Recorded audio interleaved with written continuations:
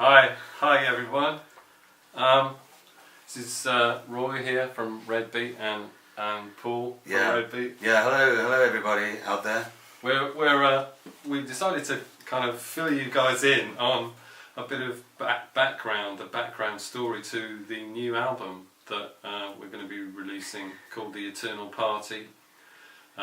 It's a collection of basically two sessions that we did. One in Britain Street in Farringdon, wasn't it? And Britain Street. And another one that we did in Ladbroke Grove for Miles Copeland. IRS. Yeah. But we thought that we'd kind of give you a bit of a sort of background to how it all came about, because everybody knows Red Beat for the kind of really hard-hitting, pretty dark post-punk music that we recorded around about sort of in 1980 and the beginning of 1981. Don't know, we did a John Peel session, didn't we, Paul?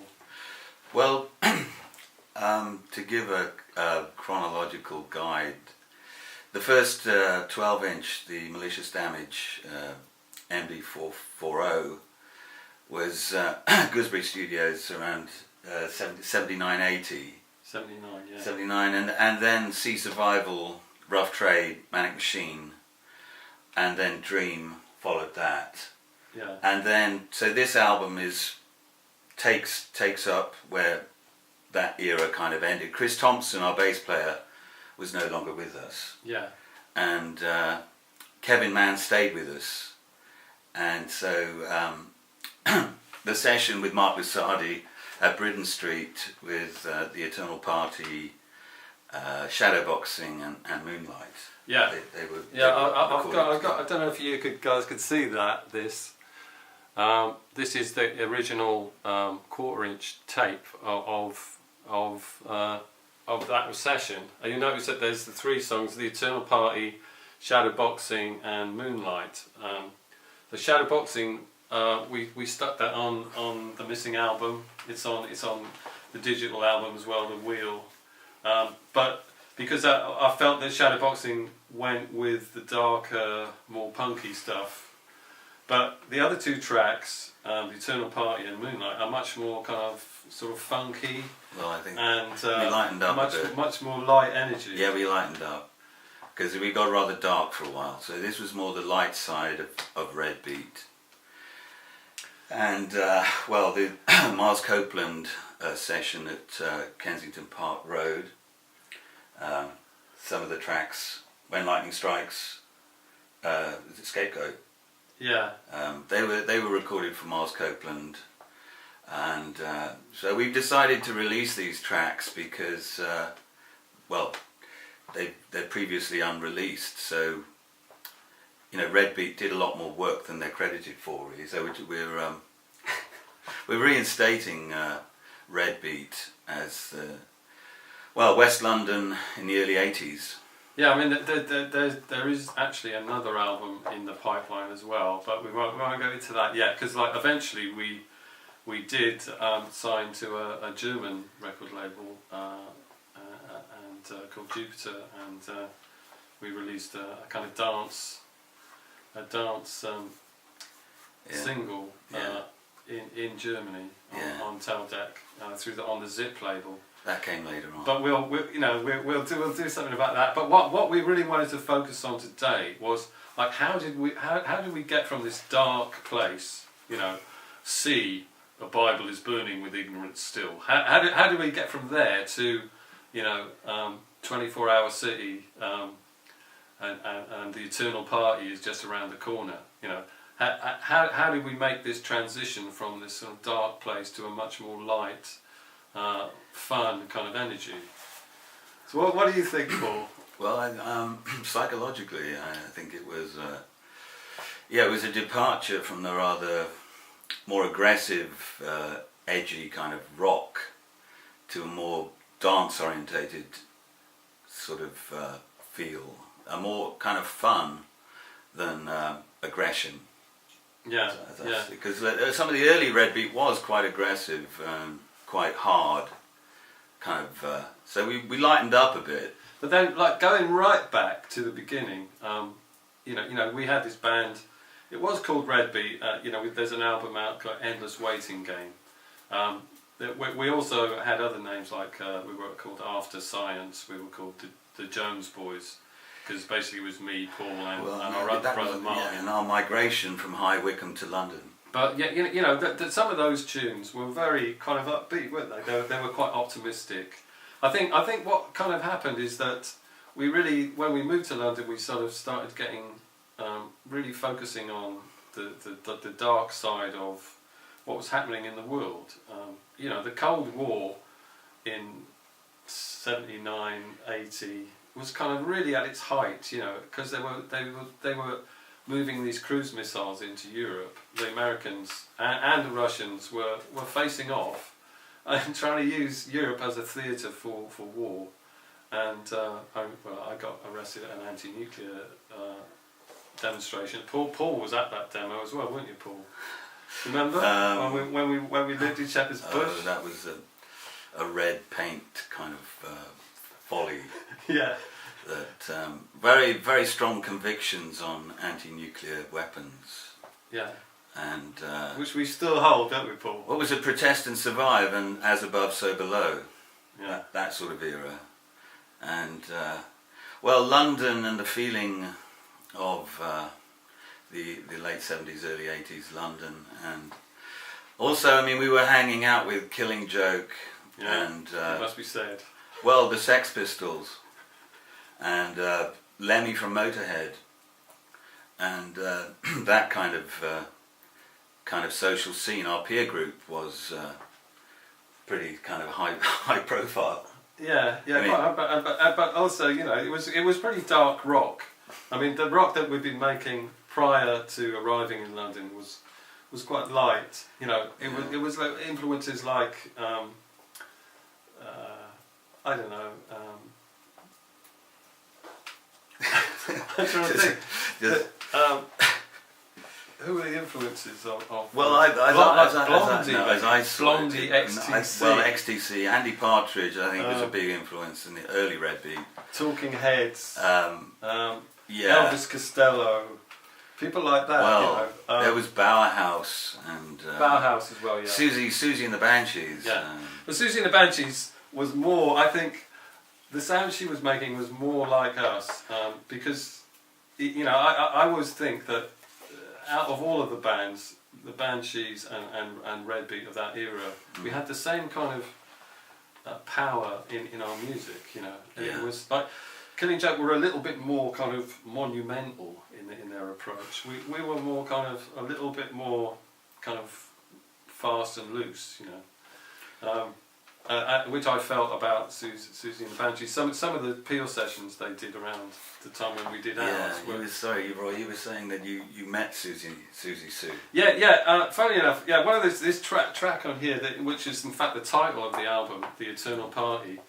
I went to this party in Brixton, and it was actually Chris Jusitis and the Folk Devils. The Folk Devils, basically. Yeah, Ian Lowry. Their squad. That was Ski Patrol. Yeah, because their drummer Al, we used to call him Mad Al, used to live with us in a squat in West London. But he moved over to Brixton as well. And anyway, I was invited to this party, and I remember that Iggy Pop song was playing. I'm a passenger, and it seemed to be going on all night. That song, and there was this fire in the back garden, and I was looking into the flames, and it seemed to me that I saw the face of the devil in this fire. Anyway, on my way home, the words of the Eternal Party is just around the corner, kind of came into my mind, and eventually we recorded it, didn't we? Because I'd always been writing on guitar up until this point, but another thing happened was I was busking on Portobello Road, and with my acoustic guitar that I'd used to write loads of the tunes, Red Beat tunes on. Because I did write, but then I never played guitar on stage, but I just sang. But it was quite an important instrument for me. I had it since I was 14. Anyway, I was on my way back from busking, and I was sat by right opposite All Saints Road, which was kind of, I don't know, they used to call it the Front Line. There was this Jamaican pub there called the Apollo, and it was basically very Jamaican. It was very Jamaican street, wasn't it? And you could buy blow on the street there, and you could be you could be searched around that area because it was. Anyway, I was sat on this wall playing my guitar, and this great big huge Rasta guy came up to me and more or less kind of said to me that he was going to take my guitar, and I said to him, well, I'm not happy about that. I said, in fact, I'd rather smash my guitar than just let you take it. But he was very insistent that he wanted my guitar, so in the end I sold it to him because I was busking because I was desperate for money. I mean, we were really poor then, weren't we? We were sort of signing on, and that was in the period after we'd done the Peel session, and we'd made this video, hadn't we? The Dream video. Now, the reason I was telling the story about losing my guitar was because then I got a keyboard. I got a Roland Juno 6, and I started writing on keyboards because I used to play the piano when I was a kid, and that had a big influence on the sound of the new album as well. So a lot of the songs were written on keyboard, so they've got much more jazzy kind of chords. But there was a kind of jazzy thing going on in Red Beat. I mean, I know Kevin used to make us listen to people like John Coltrane, the sax player. He was fond of them, and also, before we got into punk, we were into bands like Steely Dan, weren't we? Like, when we were growing up, sort of 12, 13, 14. They were a big influence on my life. I'm trying to remember those days. Thinking back to 1982. As I see it, there was a kind of departure from the earlier Red Beat, and so this album is testimony to that. And we've made it available. We hope you'll buy it. It's an iTunes download, and it may be available as a physical CD. But yeah, it's very much London influenced, and it's our lives at that time. Martin, our other brother, Martin Jones, he rejoined Red Beat for this era from sort of 82 onwards. Yeah. And Chris Thompson left us, so. It is more jazz influence. I've got a little photo here. I don't know if you can see that. That's of us playing at the Marquee with the lineup that's more or less on this album. The person with the keyboard is a guy called Mike Ben, and then there's Kevin there on guitar, me posing as a front man, and Martin on the bass, and Paul at the back there with the drums. And that was a gig where at the Marquee we were supporting my brother Howard, who had kind of. Well, we played the Marquee a few times. Had made it. Wardour Street. I mean, we were playing gigs around that time, weren't we? Yeah. I'm trying to think now. Was it the Acklam Hall just off Portobello Road? That was a big kind of, well, that was the Eternal Party. And, Well, I did have this idea of forming a club like the Eternal Party Club, and because that kind of idea was starting up around that time. There were in New York. There were clubs. Where else did we play? Sort of growing up. Acklam Hall. Can you remember where else did we play? Well, we did Oxford Poly, I think. Oh, Oxford, did we? Yeah. We did Uxbridge. We played at Uxbridge Uni. Yeah, Brunel University. Yeah, the Marquee. The venue was earlier, wasn't the venue Victoria? That was earlier. Yeah, yeah. But yeah, the other thing that there's quite a lot of emotional stuff going on this session. We kind of like look at well, there's two things. We can do that, go into that, but like this track Moonlight, which is the first track on the new album. It's about Berlin, right? Oh yeah. And we made an excursion. Yeah, it was that was a kind of interesting time. It was around about, I think we just finished making the video for Dream. It was Andreas, wasn't it? Andreas from Berlin. Yeah, and this lady called Jan Brown, who was kind of like our manager after the Jan Brown after the sort of Killing Joke sort of phase of Red Beat. Jan sort of took us under her wing and helped us make this video in where was it? That Square, wasn't it? That was the Tabernacle, the kind of earlier era. But that was later. We were no longer kind of making that kind of music. So, but we got a band together to play it live, and because Chris had left the band, we had this guy called Guy Pratt, who was really quite a famous bass player now, stood in for that video shoot, and also Howard Jones, our now awesomely famous brother. He played at that gig as well. Wasn't it Alfie? Teardrop Explodes. Alfie. Yeah.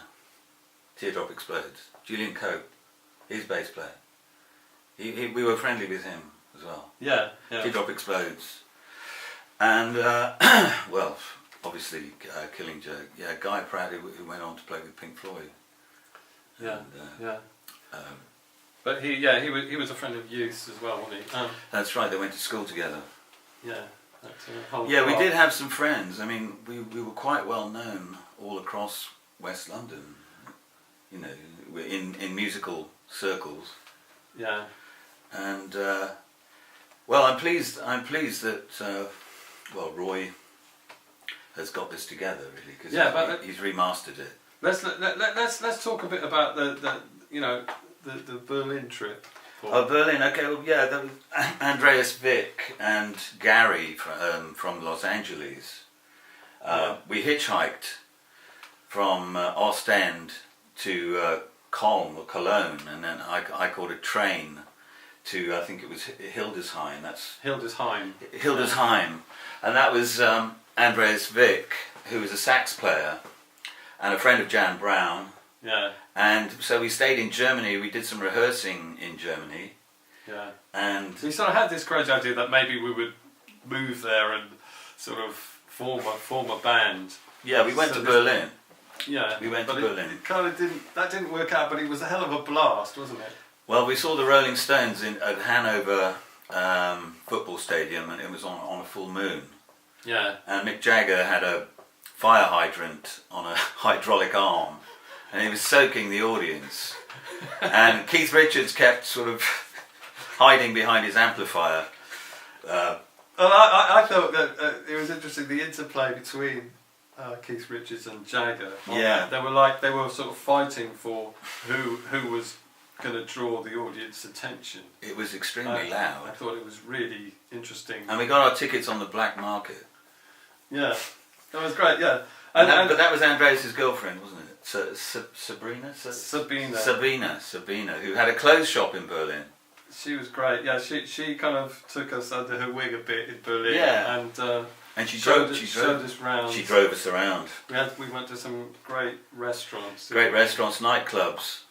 Yeah. And the Berlin experience at that time was memorable. It was like pure hedonism. That's how I kind of saw it. I mean, we'd sort of thought of London as being a pretty, but I mean, it was a party time for us, you know, because, you know, even like when we're all in the squats, we were always having parties. We were always people coming round. There was loud music. We were always we loved partying, you know, because we thought, well, cruise missiles, we're not going to be here for much longer. We might as well enjoy ourselves. And like Berlin was even more like that. It was like, because like it was right in the middle of West and East sort of fighting each other in the middle of the Cold War. It was the absolute symbol of, you know, this world is crazy. Let's just party and enjoy ourselves. And you know, that to me that's what Moonlight is all about. It was a break. I must admit, it was a welcome break from London, because London, well, it's a bit of a tricky place. The record companies in London didn't really warm to us that much. Well, it was funny. It's funny, you know. I saw the A&R man from Virgin once. So they had an office on Portobello Road, and he said to me, you know, we knew about Red Beat, you know, in the era when you were doing when you released Machines in Motion and you were on Malicious Damage and you did that Peel session, and we just assumed was that the Prince of Wales? We assumed that you were signed to EG like Killing Joke. Prince of Wales Holland Park. Yeah, was it? Well, yeah, we had a meeting. We had a meeting yeah. with Virgin A&R at the Prince of Wales Holland Park. I can't remember his name. Was it Simon Fowler? I can't remember. But anyway, that's what the guy said to me. He said, you know, I thought you were already signed to EG, so that's why we didn't approach you. You know, which.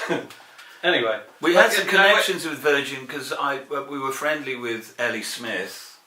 Ellie Smith, Virgin PR, was a friend of Jan Brown and a friend of Susie Rogers. Yeah. And Susie Rogers was a close friend of mine. Yeah. At that time, and she worked. She used to work for Arista Records and Goldcrest Films. Yeah. And so I recall. In fact, I went to a film premiere in the West End with Susie Rogers, and it was David Bowie. It was it was Cat People, and David Bowie did the soundtrack. He did Putting Out Fire with Gasoline, and that was a good memory for me. And, yeah. And we went to the premiere of the Great Rock and Roll Swindle, the Great Rock and Roll Swindle, on Oxford Street. Yeah. So we have got those memories. Yeah, it's very interesting you mentioned Bowie. I mean, you know, Bowie's obviously he's a big figure in any musician's life, and you know, it's sad. You know, it's so sad that he's gone now. But you know, he was a big figure in Berlin history as well, wasn't he? I mean, it's funny that, you know, we call this track Moonlight, and then you know, very shortly afterwards, he had this tour for his Let's Dance album, which was called the Serious Moonlight tour.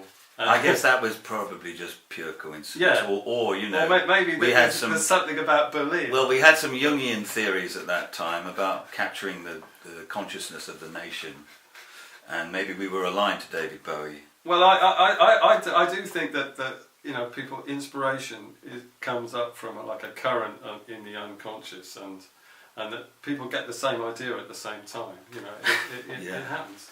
I mean, we had a song Power Reflex, didn't we? And Duran Duran brought out a song called The Reflex very shortly afterwards. I know, not to get paranoid and think that we were being ripped off.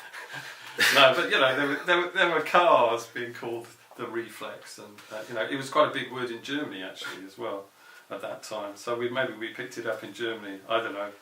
But okay, so that sort of does Berlin. Yeah. The other sort of big thing in this album is to me it's a lot about girls. You know, well, we hadn't really talked about girls throughout the whole of our sort of dark punk time, had we? There was like Sea, Survival, The Wheel. It was all about apocalyptic sort of. Well, Roy craziness. was the main vocalist and lyricist, so although I did contribute to some of the lyrics, yeah, it was mainly Roy's baby. Yeah. So yeah. Well, for me, you know, I split up with a long-standing girlfriend called Helen. Helen, yeah. That I'd been going out with her for about 2 years. Helen the dancer. Yeah, she's on the Dream video, Dancing with a Sword, yeah, you know, that really cut me up. I mean, I was kind of, you know how guys get when they split up with girls, they Lament. They go into a dark passage. And a long period. And they can't let go. They keep imagining that somehow, magically, it's going to kind of all come back. Mending a broken heart. It's you know it's a very much a guy thing, and you know there's some songs on this album that definitely reflect that. I think This Goodbye Could Last Forever is one of them, and then also there was this song called Golden Ghost, which is almost like it's trying to explain that you can meet a new person, and although you still haven't let go of the last person, that meeting the new person can help you to let go of the last person, and that's what that song's trying to explain.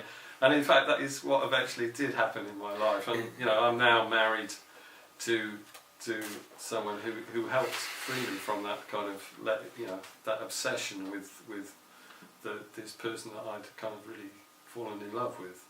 It's hard to let go, you know. I mean, have you found that? I think girlfriends, well, they stay with you. You know. Yeah.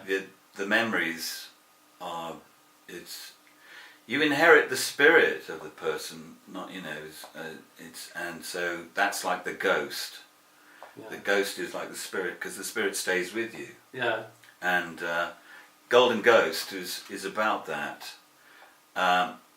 So hello to all the lovely ladies we knew.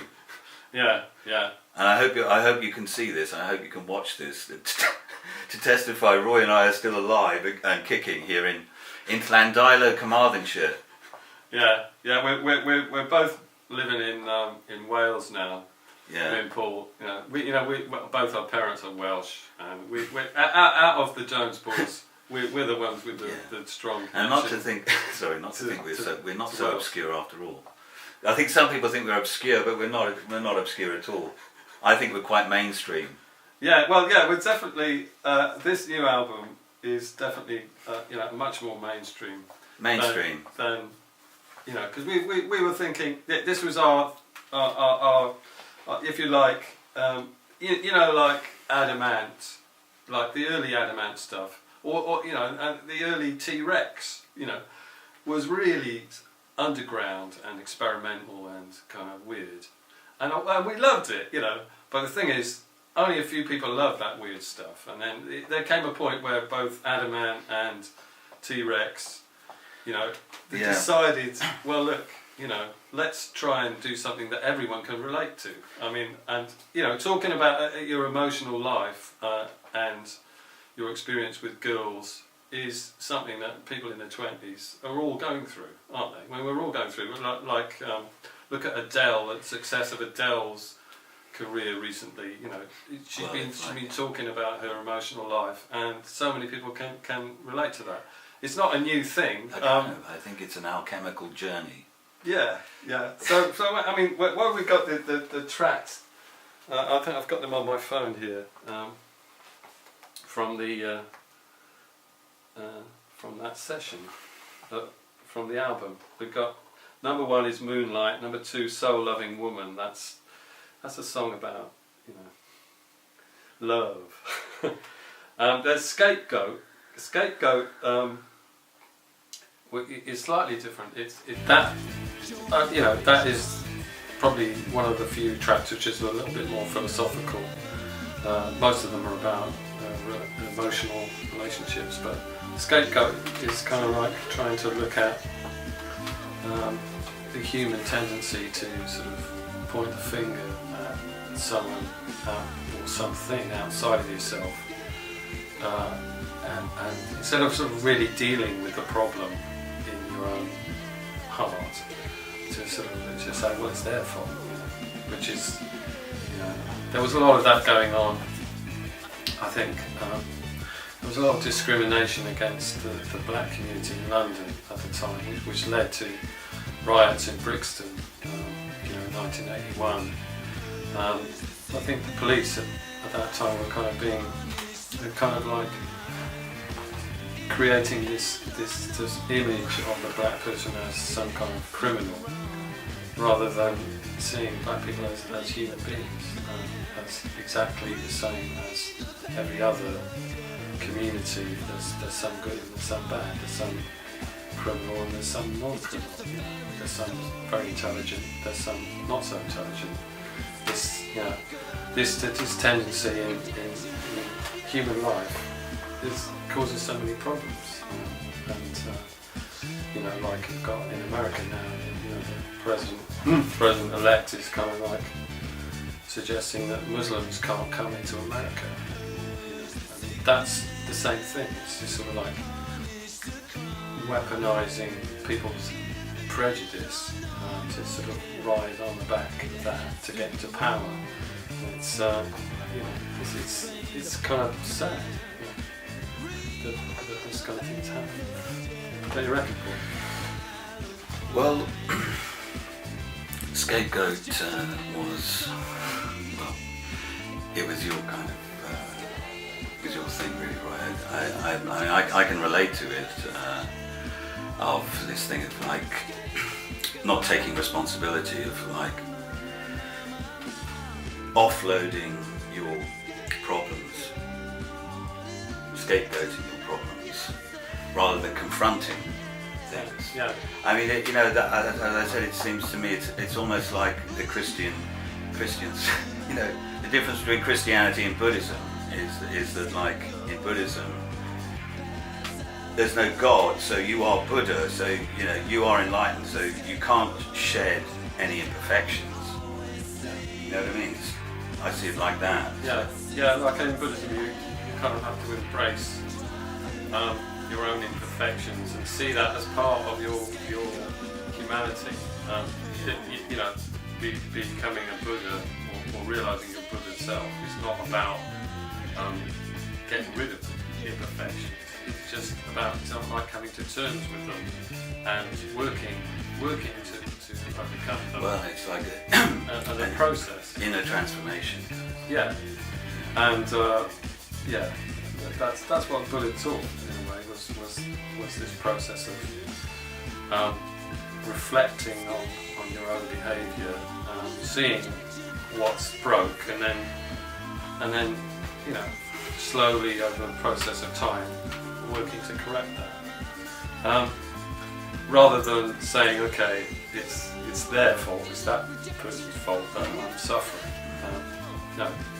So if you do that, you're giving that power away. You're giving power away to the person that you're blaming, and you're disempowering yourself.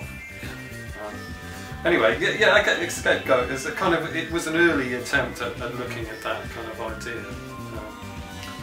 And the other very kind of deep thing on the album is the Welsh track, which probably needs explaining because most people don't speak Welsh who'll buy the album, I guess. It's called The Vocalist Roy. It was recorded up in North Wales. Remember? I do remember. Going up there? Yes, I do remember it. Anti-nuclear and anti-apartheid. Yeah, and of course we by the time when we were doing that, we'd moved into a flat we got out of our second squat, our third squat in Talbot Road, and we'd moved into Leamington Road Villas with a friend called Mark Whiteley, who was a bass player, who's from North Wales, and he. And the ensuing chaos. Yeah, he was a boy. And there was Robin Banks, the Clash's lyricist. He used to come over. Yeah, and it was it was kind of full on party party place. Yeah, yeah, because of course, you know, in Ladbroke Grove, you know, we had the Notting Hill Carnival as well. Yeah, we had some very exciting I remember carnivals. Jeanette came over, and Susie Rogers came over, and our friends Jan Brown and Yeah, you know, our friends in West London. yeah, we had some great parties there as well. But a Vocalist Roy was partly, you know, through our connection with Whiteley, who'd come from North Wales. He knew loads of people Yeah. up there. We went up there. We got to meet some of his friends. Penryn Day Drive. Yeah, Penryn Day Drive. That's where Mark was from. And it was Sign Studios, North Wales. Yeah, and yeah, it was two parts of it, wasn't it? We did an acoustic track, which we've got a harp player to play on, who came from Westbourne Grove, and but this track, the funk version was just you, me, and Whiteley, and we jammed it together, very much like, you know, we always used to work. I think we went to EA Studios and had a jam, and the groove came out of the jam between the three of us, and and Mark joined the Folk Devils. Yeah. And the Folk Devils morphed out of Ski Patrol that was signed to Malicious Damage, like Red Beat, and Ian and Chris Jositis, you know, and of course Al, you know, who'd lived with us in Talbot Road, and we were all very good friends, and you know, I went recently to a reunion gig that the Folk Devils did up in North London, and that was a great night. It's great to see them all. Yeah. You know, well, because Chris is a university lecturer. Yeah. In fact, so is Chris Thompson. Yeah. He's a university lecturer at the London School of Economics. Yeah. Who was with Red Beat. But you know, but getting back to a Vocalist Roy, it's, you know, it means the will of the dove, and it's just. Originally, I was hoping that I'd be able to sell it to make money for CND, because it was like I remember going to hear the head of CND talk at a public meeting in Portobello Road, and I was very sort of struck by what he said, and I sort of felt quite motivated to sort of try and do something to support CND. You know, and interestingly, eventually I did get a chance to perform that on Welsh TV when it was originally when it was eventually released in 1986 by Rhys Moyne who was the bass player from Anrevan. He got it released as part of an anti-apartheid EP called Galwad ar Holl Filwyr Buffalo Cymru. Anyway, that was, you know, something which is still very much part of my life. I conduct a choir now, and we performed recently at a anti-nuclear event celebrating Hiroshima Day on August the 6th. It's something that I'm still very concerned about, and you know, I do whatever I can to support the cause to make the world nuclear free. What about you, Paul? Well, all I should say is that I did write a letter to Tony Blair and Gordon Brown, and and also Claire Short. I got a response from Claire Short on the subject of Trident, and also my MP in Pembrokeshire, Stephen Crabb. Claire Short was 100% behind me in saying that Trident is a waste of money, and it's a bit of a monstrosity, and that it's in fact American controlled. So I was just advising them that I thought the amount of money that's spent on Trident would be much better spent on creating a zero carbon energy infrastructure and that was my advice Yeah. in my letter. They did respond within 7 days. Fair play. I totally agree, Paul. Yeah. And you know, there are some developments. The UN has tabled a motion which has been supported by 120 countries to start the ball rolling towards making nuclear weapons illegal. And I just hope that the UK government will participate in those talks. There is a Soka Gakkai as well, isn't there? Daisaku Ikeda in Tokyo is working towards world peace, and so that is quite a powerful organisation worldwide. Yeah. Well, I'm a member of the Soka Gakkai. I was a member of the Soka Gakkai. I am no longer. Yeah. But you definitely still support that. Well, I still support. I still support. Global unilateral disarmament. Yeah, be great. So that's you know that we've already talked about you know the emotional stuff. There are, you know, there's other tracks. When Lightning Strikes, again, it's about being in love, losing someone and falling in love again, and saying that nobody is free from the powerful effect of falling in love. Even the proudest heads will tumble when lightning strikes. And then the final track on the album here is called Phobia.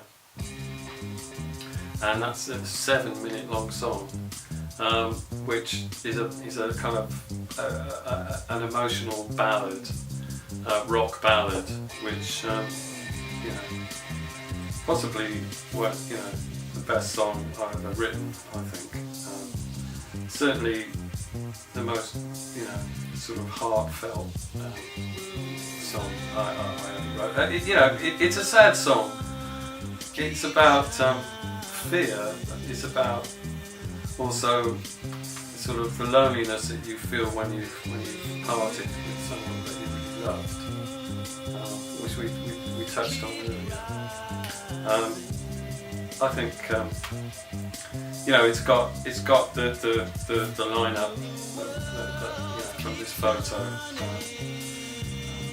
Martin, Kevin, Paul, Mike Ben playing the keyboards and vocal. I'm really glad that I finally got a chance to share that with people, because I think it's probably one of my best pieces of work. So anyway, thanks you guys for listening to us. Reminiscing about the old days. We really hope that we've kind of inspired you to look out this new piece of work that's never been released. None of the tracks on it have ever been released, apart from Worthless Lawman, but that's just a very limited Welsh market. So there's like nine of the tracks have never been released before. So we really hope that you kind of get a chance to hear them. Me and Paul are working on a video for Moonlight at the moment, which we'll post pretty soon. When we're talking about maybe getting a limited number of CDs printed up, aren't we? There's the album is released on downloads, definitely on the 5th of December. Yes. Well, it's retrospective, because this is 81, 82, kind of 83. So this is 2016, and it's appropriate to release this material because it was previously unheard. And we hope you enjoy it, obviously, and thanks to everybody who's known us. And it's available through iTunes, and maybe as a hard physical CD. Yeah, I think we'll do that. We'll do a limited edition, which we'll post links on the Facebook Red Beat page and Dreadzilla page, probably the Dreadzilla website, to let you know how to get hold of the CD. December the 5th, 2016. Yeah, it's only 33 years later. 33 years. That, Oh, Jesus was 33 when he died. He was, yeah. But I have spent quite a long time sort of polishing and remastering the tracks to boost all the frequencies. So I'm very happy with it as a piece of audio history. It's nice and shiny now. Yeah, I'd like to send lots of love to everyone and peace in the world. Yeah. And well, thank you for watching. Yeah. And goodbye for now. Yeah, goodbye for now. And we've got a new one coming probably next year as well, another one. But yeah, thanks for listening to our story and take care. Thank you, everybody. Bye. Bye-bye.